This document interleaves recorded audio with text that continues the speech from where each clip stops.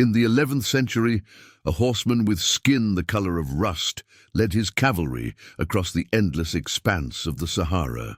They called him Tohazee, the Red Hunter. And where his horses trod, kingdoms would rise from the dust. This is not a story you've been told. This is not a kingdom you've studied in your textbooks. But for more than 900 years, the Kingdom of Dagbon has stood in what is now northern Ghana, a testament to the power of migration, conquest, and the enduring strength of oral tradition. Its story begins not in Africa's forests or along its coasts, but in the scorching heartlands east of Lake Chad, where ambition and survival forged a people who would reshape West Africa's political landscape forever.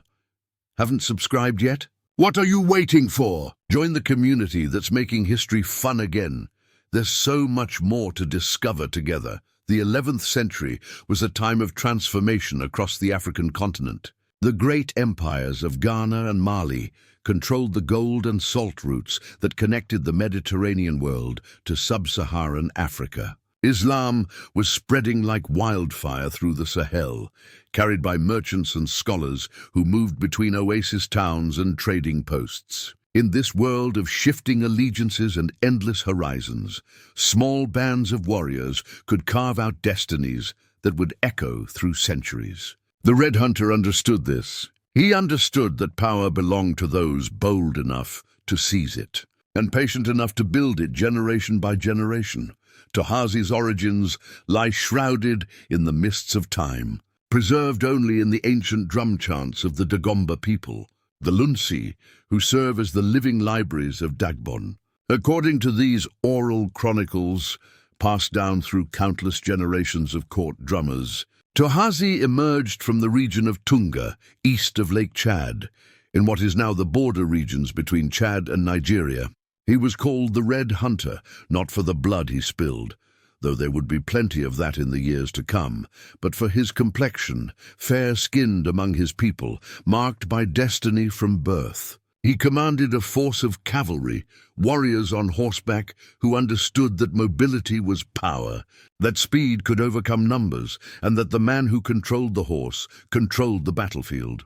The reasons for his departure from the Lake Chad region are lost to history, but we can imagine the pressures that might drive such a migration. Perhaps it was drought, that ancient enemy of the Sahel, forcing communities to abandon ancestral lands in search of water and grazing for their precious horses. Perhaps it was conflict, the kind of political upheaval that has always characterized regions where multiple groups compete for scarce resources. Or perhaps it was simply ambition, the desire to build something new, to escape the shadow of established powers and create a legacy that would bear one's own name. Whatever the cause, Tohazee and his warriors began a journey that would take them across thousands of miles and span generations.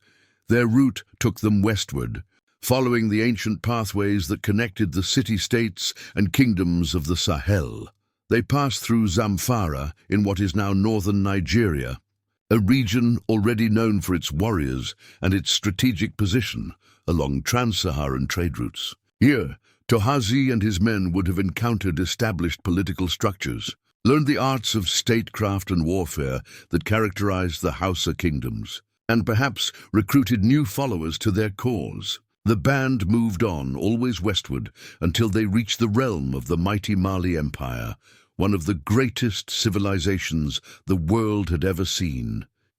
In Mali, Tohazee's fortunes changed dramatically. His prowess as a warrior and leader caught the attention of Mali's royal court. The Mali Empire, at the height of its power in the 13th and 14th centuries, was a sophisticated state built on gold, salt, and the control of trans-Saharan commerce. Its rulers understood the value of skilled warriors, especially cavalry, in maintaining their vast territories. Tohazee entered into service with the Mali court, and in recognition of his abilities, he was granted a powerful reward. He was given the hand of Pagwabiga, a princess of the royal lineage, daughter to the king of Mali himself. This marriage was more than a personal union. It was a political alliance that legitimized Tohazi's ambitions, connecting his lineage to one of Africa's most powerful dynasties. From this marriage came a son, Kapoginumbo, who would inherit his father's warrior spirit and his mother's royal bloodline. The boy grew up in a world of power and intrigue, trained in the arts of war and governance, educated in the ways of empire. But the stability of Mali would not last forever, and new powers were rising in West Africa that would force Kapoginombo and his followers to once again take to the road. The Songhai Empire, based along the Niger River, was expanding aggressively, challenging Mali's dominance over the trans-Saharan trade routes. As Songhai's power grew, it came into conflict with groups allied with or under the protection of Mali. Kapoginombo and his warriors found themselves on the wrong side of this expanding empire. Songhai raids pushed them southward, away from the established centers of power, into territories that were less densely populated, less politically organized, but rich with possibility for those brave enough to seize it. Kapoginombo led his people to Bioun in Gourma, in what is now Burkina Faso. Here, he established himself as ruler, creating a power base from which his descendants would continue their southward expansion. His son, Nagbewa, would become the most significant figure in this migration saga. Nagbewa moved further south with his followers, establishing himself at Pusiga in the northeastern corner of modern Ghana. It is Nagbewa who is remembered as the founding ancestor, the patriarch from whom the royal lineages of not just Dagbon, but also the neighboring kingdoms of Mamprugu and Nanumba all claim descent. He ruled from Pusiga until, according to tradition, he lost his sight. But even blindness could not diminish his legacy. When Nagbewa died, the succession was divided among his sons. Zirili succeeded him directly, but it was the conflicts among Zirili's younger brothers, Tohagu, Sitogu, and Mantabo, that would ultimately shatter the unified kingdom their father had built and set in motion the creation of separate states. Sitogu, one of Nagbewa's sons, would become the true founder of Dagbon as a distinct political entity. Initially based in Gambaga, Sitogu moved southward to Nambarugu, near Karaga, and it was here that the Kingdom of Dagbon truly began to take shape. The territories that Sitogu and his followers entered were not empty. They were home to indigenous peoples, the Konkomba, Nafeba, Basare, and Chamba, communities that had lived in these lands for generations, perhaps for millennia. These societies had their own political and religious structures, though they lacked the centralized state organization that Sitogu's cavalry-based society brought with them. At the heart of their communities was the Tengdana, the earth priest, the owner of the land who mediated between the people and the spirits of the earth, who performed the rituals that ensured good harvests and protected the community from supernatural threats. Sitogu's relationship with these indigenous peoples was complex, a mixture of conquest, accommodation, and assimilation that would characterize Dagbon throughout its history. The cavalrymen from the north possessed military superiority through their horses and their organized fighting techniques, but they needed the cooperation of local populations to truly establish a stable kingdom. The title that Sitogu took for himself reflected this dual nature of his rule. He became the Yana, the King of Strength, a title that emphasized military prowess while also acknowledging the need for authority that went beyond mere force. Sitogu's son, Nanyagsi, inherited his father's ambitions, but pursued them with greater ruthlessness. Nanyagsi launched a systematic campaign of expansion, subduing indigenous communities and bringing them under Dagbon's political control. Many Tengdana, the traditional earth priests who held both religious and political authority in their communities, were killed. Their spiritual functions, however, were too important to simply eliminate. The surviving Tengdamba, the plural of Tengdana, were incorporated into the new political structure, maintaining their role as intermediaries between the people and the land, but now operating within a framework dominated by the Yana and his appointed chiefs. This integration of indigenous religious authority with the imported political structure of the Dagomba cavalry state was one of the key factors in Dagbon's long-term stability. Rather than completely destroying existing institutions, the Dagomba rulers adapted them, creating a hybrid system that could command both military power and spiritual legitimacy. Nyangsi established his capital at Yendi, specifically at a location that would later be known as Yendi Dabari in the Dr region. This strategic location, near present-day Tamale, became the political heart of the growing kingdom. The governmental structure that Nyangsi created was sophisticated and enduring. He appointed his sons, brothers and uncles as chiefs over conquered territories, creating a network of related rulers who owed their positions and their loyalty to the Yana. This system ensured that political authority remained within the royal lineage, while distributing power across the kingdom in a way that made rebellion difficult and succession disputes, though they would certainly occur, manageable within established frameworks. Some members of conquered groups, particularly the Konkomba, were given military roles, integrating them into the Dagomba power structure, while maintaining clear hierarchies of authority. By the end of the 15th century, Dagbon had emerged as a significant regional power. The kingdom controlled vast territories across what is now northern Ghana. Its cavalry could project force across the savannah, and its political institutions provided both stability and flexibility. The drum chronicles of the Lunsi preserved the names of the Yanas, their conquests, their innovations, and their failings. These oral traditions, maintained with extraordinary precision through generations of training, became the living memory of the kingdom, a historical record that could adapt to new circumstances while maintaining continuity with the past. But no kingdom, no matter how well organized or how powerful, can exist in isolation. Dagbon's location in the savanna belt of West Africa meant that it was part of larger commercial, cultural, and religious networks that stretched across the continent. By the 16th century, new challenges were emerging that would test Dagbon's resilience and force its rulers to adapt or perish. The 17th century brought a new and formidable threat to Dagbon's southern borders. The Gonja people, themselves recent arrivals from the northwest, had established a powerful kingdom in what is now central Ghana. The Gonja, like the Dagomba before them, were cavalry warriors, and they shared a similar social structure built around mobile military power. This similarity made them natural rivals. The two kingdoms clashed repeatedly over territory, trade routes, and political dominance. These were not minor skirmishes, but full-scale wars that devastated communities, displaced populations, and tested the military and political institutions of both kingdoms. The Gonja proved to be particularly effective adversaries. Their attacks on Dagbon were persistent and damaging, targeting not just military installations, but also the economic infrastructure that supported the kingdom. A major clash at Daboya, a town that controlled important salt resources and trade routes, inflicted severe damage on the Dagomba people. The capital at Yendi Dabari, symbol of Dagbon's power and continuity, came under constant threat.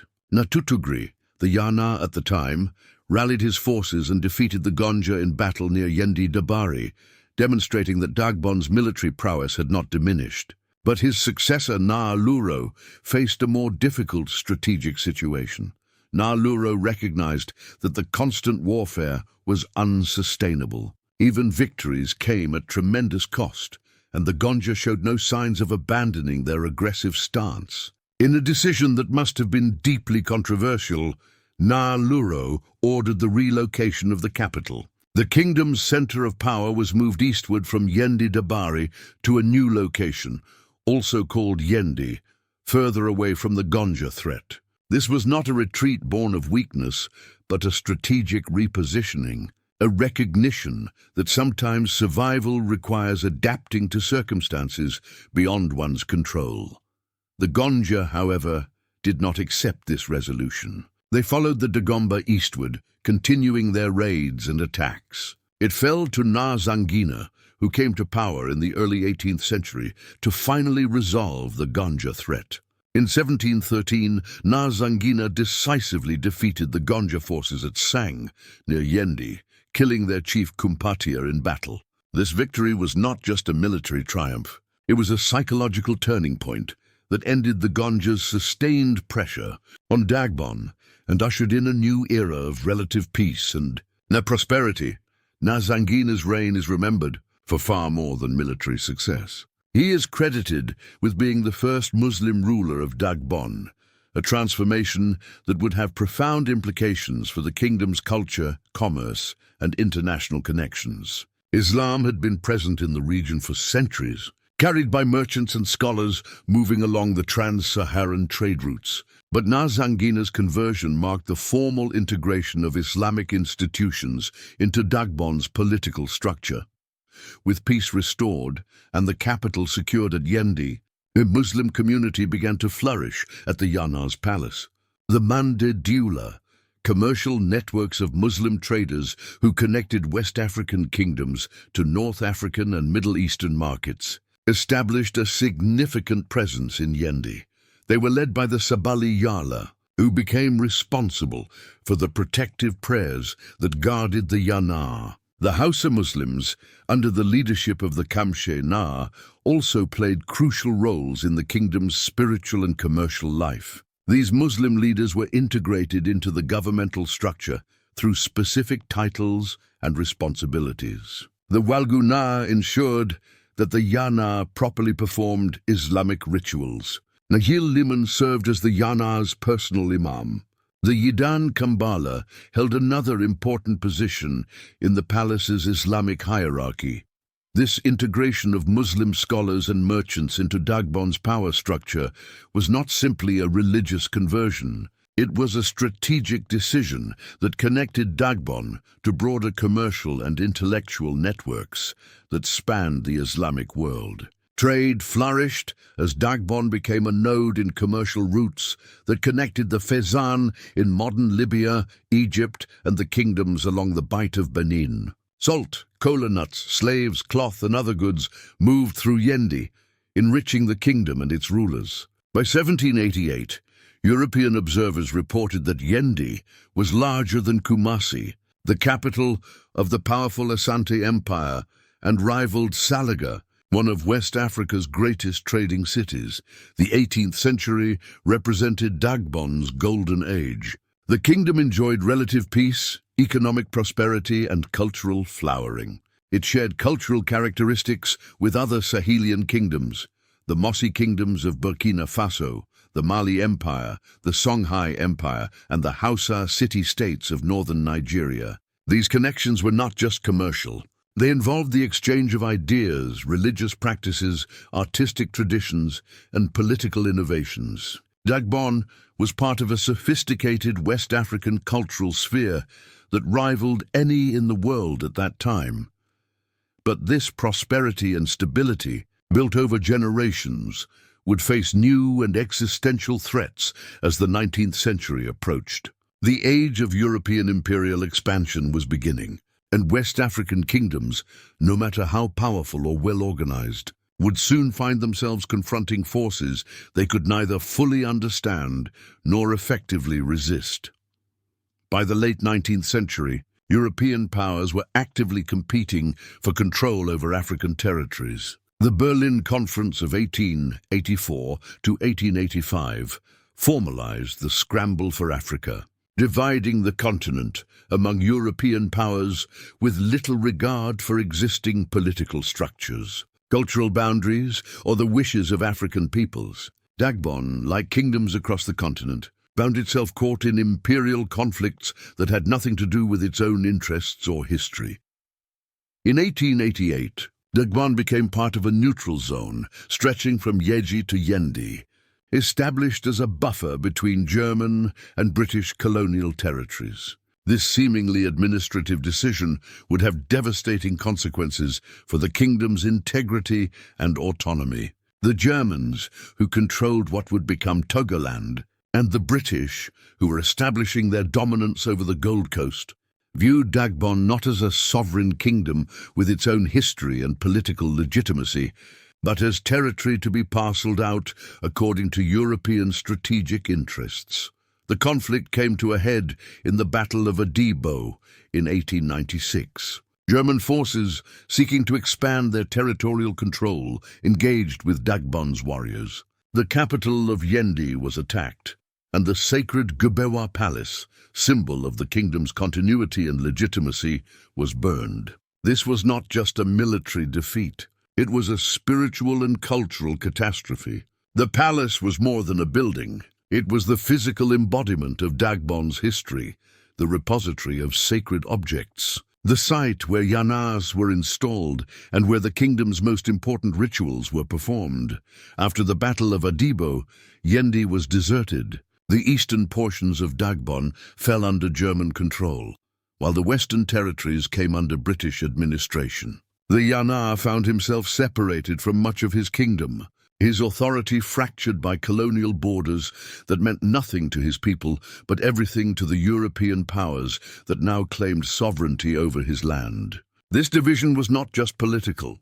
It disrupted trade networks, separated families, and undermined the governmental structures that had maintained Dagbon's unity for centuries. The colonial period introduced new and destructive dynamics into Dagbon's political life. Both German and British administrators interfered in traditional succession processes, supporting candidates who they believed would be more amenable to colonial authority, dismissing or undermining those who resisted European control. This interference planted the seeds of succession disputes that would plague Dagbon well into the 21st century.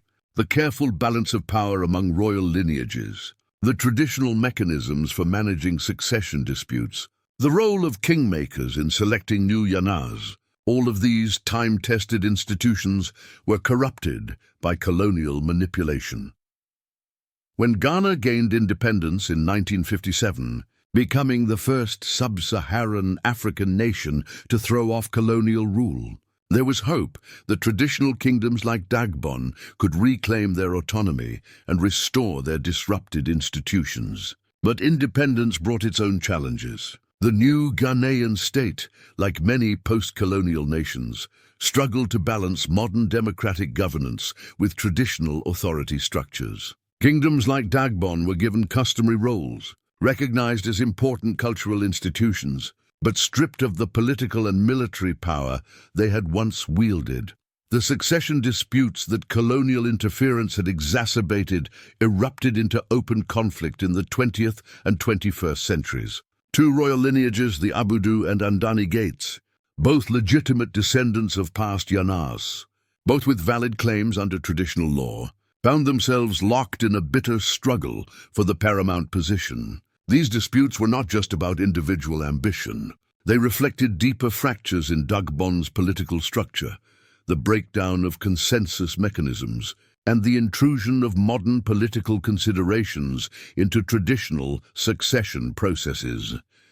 The violence reached its peak in 2002, when Yana Yakubu Andani II and more than 40 of his elders were killed in an attack on the Gbewa Palace. This tragedy, known as the Yendi Crisis, shocked Ghana and the world. It demonstrated how completely the careful political structures that had maintained Dagbon for centuries had broken down. The burning of the palace in 1896 had been an assault by foreign invaders. The violence of 2002 came from within, from Dagomba fighting Dagomba, a civil conflict that would have been unthinkable to the kingdom's founders. Years of mediation, negotiation, and careful diplomacy followed. Ghanaian authorities, traditional leaders from across the country, and international mediators worked to find a resolution that could honor both tradition and the reality of modern governance. Finally, in 2019, a new Yana was installed according to traditional protocols, bringing a fragile peace to a kingdom that had been torn apart by conflict. Today, the Kingdom of Dagbon endures. It has no army, no independent judiciary, no power to make war or collect taxes. But it retains something perhaps more powerful and more enduring. It retains its identity. The drum chants of the Lunsi still preserve the names and deeds of Yanas, stretching back to the Red Hunter himself. The Gwiwa Palace has been rebuilt, not with the power to command armies, but with the authority that comes from history, from continuity, from the shared memory of a people who know where they came from. Walk through Yendi today, and you will see a modern Ghanaian town, with its markets and schools, its churches and mosques, its cell phone towers and internet cafes. But you will also see something older and more fundamental. You will see the sons of Tohazee, the descendants of warriors who crossed the Sahara on horseback, who built a kingdom from ambition and courage, who adapted to circumstances they could not control while maintaining an identity that no conqueror could destroy. The story of Dagbon is not a simple tale of rise and fall, of glory and decline. It is something more complex and more human. It is a story about persistence, about how political structures can adapt to survive, about how oral traditions can preserve identity across centuries, about how a people can lose their power but maintain their sense of self. The cavalry that Tohazee led across the Sahara is long gone. The military that allowed Na Nyagsi to conquer the indigenous peoples of northern Ghana no longer exists. The commercial networks that made Yendi rival Kumasi have been disrupted by colonial borders and modern economic systems, but the Kingdom of Dagbon has not disappeared. It has transformed, finding new ways to be relevant, new ways to provide meaning and structure to people's lives. In a Ghana that is rapidly modernizing, where traditional authorities compete with democratic institutions for legitimacy and influence, Dagbon offers something that cannot be legislated or elected. It offers continuity. It offers a connection to ancestors who walked these same lands, who faced their own challenges, who made decisions whose consequences we still live with today. Consider what this means. In an age of globalization, when local cultures are being homogenized, when the same brands and the same ideas seem to be everywhere, Dagbon represents something irreplaceable. It is a reminder that history is not something that happened to other people in other places. It is living, breathing, evolving in every community that chooses to remember, that chooses to honor its past while adapting to its future. The Red Hunter could not have imagined what his decision to lead his warriors west from Lake Chad would ultimately create. He could not have foreseen the empire his descendants would build, the conflicts they would face, the adaptations they would have to make. But he set in motion something that has outlasted empires, that has survived colonialism, that persists in the face of modernity's homogenizing pressures. He created a legacy that cannot be measured in territory controlled or battles won. It can only be measured in the continued existence of a people who know who they are, who know where they came from, and who carry that knowledge forward into an uncertain future. The Kingdom of Dagbon stands as a testament to human resilience, to the power of cultural memory, to the possibility of maintaining identity even when political power has been stripped away. It reminds us that kingdoms are not just about kings and armies and palaces. They are about the stories we tell ourselves about who we are, about the ancestors we honor, about the traditions we choose to maintain even when no one compels us to do so. 900 years ago, a warrior they called the Red Hunter led his cavalry into the unknown. Today, his descendants still remember his name. That perhaps more than any military victory or political achievement is the true measure of his success. In a world where so much is forgotten, where so many civilizations have vanished without trace, Dagbon remembers. And in that remembering, the kingdom lives.